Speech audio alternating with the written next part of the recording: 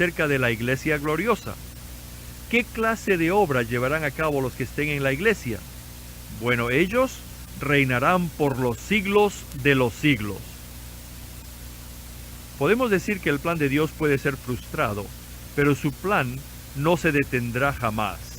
Desde la creación, la obra de Dios ha sufrido muchas frustraciones. De hecho, parece que su obra fue destruida y que su plan nunca tendría éxito. Pero en Apocalipsis, Dios ha alcanzado su meta. Vemos un grupo de personas llenas de oro puro, lo cual es algo que procede de Dios.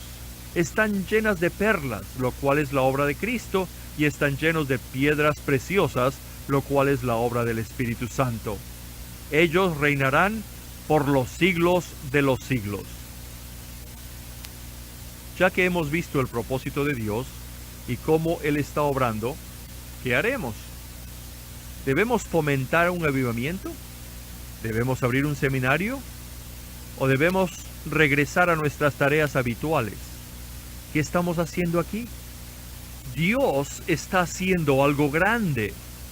Cuando comparamos nuestra obra con la suya, nos quedamos cortos. Que Dios nos conceda gracia para que paguemos el precio completo después de haber recibido esta visión. Cuando un hombre recibe una visión, él cambia. Que Dios nos dé una visión de lo que Él está haciendo y lo que Él busca. Que Él nos muestre la clase de personas que Él desea conseguir y cuán precioso es el anhelo de su corazón. Si vemos eso, gritaremos: ¡oh, cuán pequeño soy! He prestado demasiada atención a mi persona. Y diremos: si Dios no obra en mí, yo nunca podré llevar a cabo su obra. Todo irá bien cuando Dios mismo se mueva en mí con su enorme poder. Esta gran visión debe vencernos. Debe mostrarnos que nuestra condición actual jamás podrá satisfacer el corazón de Dios. Nuestra esperanza consiste en que Dios nos dé esta visión. Cuando la hayamos visto, le entregaremos todo nuestro ser. Todo cambiará en nosotros. Hoy en día nos encontramos entre dos alternativas: ser vencedores o fracasar. ¿Podríamos darnos el lujo de descuidar la oración? Si la descuidamos, jamás seremos los vencedores que Dios desea. Que el Señor Jesús, aquel que ha resucitado de los muertos, el gran pastor de las ovejas, nos sostenga y nos guíe por su propio poder enorme, para que le pertenezcamos a Él desde ahora en adelante, que nos consagremos a Él por la eternidad, que le sirvamos eternamente y que andemos siempre en su camino. Que el Señor nos conceda gracia ahora y por toda la eternidad. Amén. Apéndice: los vencedores y los cambios en el mover dispensacional de Dios. Lectura bíblica, Apocalipsis 12. La Biblia enseña que la simiente de la mujer herirá en la cabeza al enemigo. En Génesis 3, la simiente de la mujer se refiere principalmente al Señor Jesús, pero los vencedores también tienen su parte en esta simiente. La simiente de la mujer incluye a la iglesia y particularmente a los vencedores. Aunque el Señor hirió en la cabeza a Satanás, este sigue trabajando. Con el hijo varón en Apocalipsis 12 se cumple la promesa acerca de que la simiente de la mujer hiriera a Satanás. El único vencedor incluye a todos los vencedores. El mover dispensacional de Dios. Ahora, el versículo 10. Cuando Dios cambia de actitud hacia algún asunto, Él da inicio a un mover dispensacional. Cada mover dispensacional introduce una nueva manera en la que Dios actúa. Su mover dispensacional más importante se encuentra en Apocalipsis 12. Él quiere acabar con esta era e introducir la era del reino. Su propósito no es general ni ordinario. ¿Cómo puede acabar con esta era e introducir una nueva? Para esto Él debe tener su instrumento dispensacional. Esto es lo que Dios quiere hacer hoy en día. Se necesita un hijo varón. El arrebatamiento del hijo varón concluye la era de la iglesia e introduce la era del reino. Dios se puede mover gracias al Hijo varón. Sin el Hijo varón y sin arrebatamiento, Dios no podría dar inicio a un mover dispensacional. No olvidemos nunca que Dios puede ser limitado. Cada vez que Dios está por actuar, espera que el hombre tome la iniciativa. El hecho de que Dios ate en el cielo se basa en que nosotros atemos en la tierra. Que Dios desate en el cielo se basa en que nosotros desatemos en la tierra. Todo depende de la iglesia. Dios desea que los seres creados se encarguen de los seres creados que han caído. Conforme a su propósito, toda la iglesia debería encargarse de Satanás. No obstante, la iglesia ha fracasado. Por consiguiente, los vencedores deben levantarse. El propósito de Dios se cumple en los vencedores porque obran con Él. Podemos ver el principio de los vencedores en toda la palabra de Dios. Dios siempre se vale de un grupo de vencedores para llevar a cabo un mover dispensacional. Ejemplos en la palabra de Dios del mover dispensacional. Después de la creación, la vida siguió de manera muy ordinaria. Entonces, Dios empezó algo con Abraham. Dios se valió de Abraham y de Sara. Él quería una nación, pero empezó solamente con 2 personas. Dios obró en estos 2, escogiéndoles de entre todas las naciones para producir un reino de sacerdotes. Abraham dejó su parentela y su país. Abraham era más grande que Abel, Enoc y Noé por causa de la elección de Dios. Parece que estos primeros hombres eran bastante ordinarios. No tenían ningún valor dispensacional para Dios, excepto Abraham. Entonces, Dios dijo que la simiente de Abraham iría a Egipto y permanecería allí durante 400 años. Este era el siguiente mover de Dios. Dios se valió de José y no de sus hermanos y los llevó a Egipto. En el gobierno de José en Egipto, Dios actuaba para bien. José era un vencedor en Egipto. Él demostró su poder en el reino y su conocimiento de Dios mediante los sueños. Dios había cumplido un mover dispensacional. Él había puesto un vencedor en Egipto. Él no puso allí a alguien que podía ser vencido. Este es uno de los principios en la obra de Dios. Después de 400 años llegó el momento en el cual debían salir. En aquel momento Dios se valió de Moisés.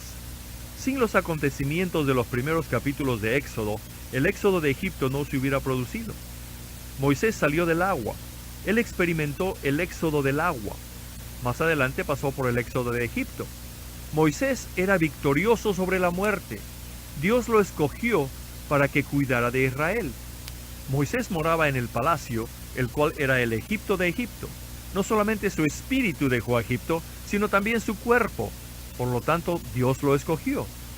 Los que pueden decir únicamente ve y no ven, no efectuarán nada. Todo mover dispensacional de Dios se basa en un hombre. Este es el principio de los vencedores. Cuando la nación de Israel pidió un rey, el pueblo escogió a Saúl. Él sobrepasaba a los hombres de hombros arriba, pero toda su capacidad estaba en su cabeza.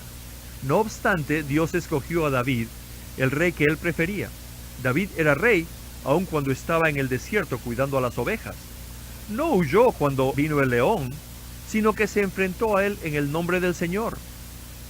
El miedo no es algo real, pero cuando vino Goliat, Saúl tuvo miedo. En contraste, David confiaba en el Señor y fue a pelear contra Goliat. Un verdadero rey puede ser un rey en cualquier lugar. Más adelante, David llegó a ser el siervo de Saúl. Cuando Saúl se convirtió en su enemigo, David tuvo la oportunidad de matarlo, pero no lo hizo. Aquel que no puede dominarse no es digno de ser rey. Ningún rey de Israel superaba a David. Él fue el único llamado Rey David, porque tenía un valor dispensacional para Dios. Cuando Israel fue llevado a la cautividad durante 70 años, Dios todavía tenía un mover dispensacional para Israel por causa de Nehemías. Él era un verdadero vencedor. Mientras él servía a un rey extranjero, se preparaba para regresar a Jerusalén. Él no fue impresionado por Shushan y los asuntos del palacio. Dios pudo cumplir un mover dispensacional porque había ganado a Nehemías. Al principio del Nuevo Testamento, un grupo de personas especiales estaban esperando al Señor Jesús en Jerusalén. Ana, Simeón y todos los que esperaban la redención de Israel. Como dice en Lucas 2:38, la espera de ellos introdujo la plenitud de los tiempos, es decir, el Señor Jesús. Dios no hace las cosas automáticamente, sino que espera que sus hijos colaboren con Él. El Señor tiene dos obras en la tierra, la redención y la edificación de la iglesia. La iglesia es edificada sobre esta roca. Los apóstoles fueron los primeros en permanecer sobre esta piedra. Aunque eran débiles en la carne, sus espíritus no eran débiles. Por esta razón, los 12 apóstoles tienen una posición especial. Ni siquiera Pablo es contado entre ellos, pues eran instrumentos dispensacionales. Pablo dijo que él era el menos que el más pequeño de los apóstoles. Los apóstoles y los discípulos esperaron en Jerusalén orando durante 10 días. Podían haber dicho: tenemos que hacer una gran obra después de estos días. Sería mejor descansar ahora. Pero por el contrario, ellos oraban. Eran 120. Pero ¿dónde estaban los demás que habían seguido al Señor? Claro está que no todo el mundo obrará con Dios. Estas 120 personas eran vencedores. Ejemplos del mover dispensacional en la historia de la iglesia. En la historia de la iglesia, el primer mover importante fue la Reforma. Dios usó a Lutero en ese mover dispensacional, y Dios también usó a los hermanos, Darby, Groves y Grant. Ellos fueron sus instrumentos. Después del avivamiento del país de Gales, Dios inició un nuevo mover. Evan Roberts y la señora Penn Lewis conocían la guerra espiritual y sabían cómo vencer a Satanás. La verdad del reino empezó a ser revelada en 1924. Cuando encontraron a Evan Roberts después de 10 años, él dijo: he estado orando las oraciones del reino. Cada vez que Dios quiere emprender un mover dispensacional, Él debe conseguir su instrumento. ¿Estamos al final de la era? Sí, es cierto. El reino empezará pronto. Si un mover dispensacional se acerca, Dios necesita un instrumento. La obra general ya no es apropiada. Los hijos de Dios carecen de visión. No ven la gravedad y la urgencia de la situación. Ahora es un asunto de dispensación. Ser un buen siervo del Señor ya no es suficiente. No es de gran uso para Dios. Por favor, observe que no estamos diciendo que no tiene ninguna utilidad. ¿Qué estamos haciendo para cerrar esta dispensación? ¿Qué estamos haciendo para introducir la próxima era? Este tiempo es especial. Por lo tanto, se necesitan cristianos especiales que hagan una obra especial. Hoy en día, Dios está esperando al Hijo varón. El arrebatamiento es lo único que puede precipitar los acontecimientos mencionados en Apocalipsis 12:10. Dios tiene un orden, y Él obra conforme a este orden. Sus ojos no están más en la iglesia, ahora están en el reino. Un vencedor obra conforme al principio del cuerpo.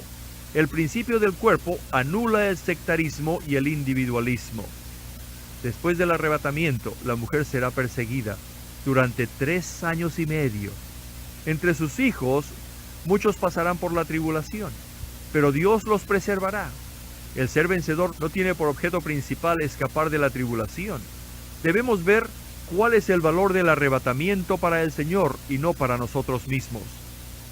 El mover dispensacional en el cual participa el Hijo varón es el más importante, porque derroca el poder del hombre y el poder del diablo, e introduce el reino. Vivimos en un tiempo privilegiado. Podemos hacer lo máximo para Dios. La luz nos mostrará el camino, pero la fuerza y el poder nos permitirán seguir el camino. Se debe pagar un precio alto para ser útiles ahora.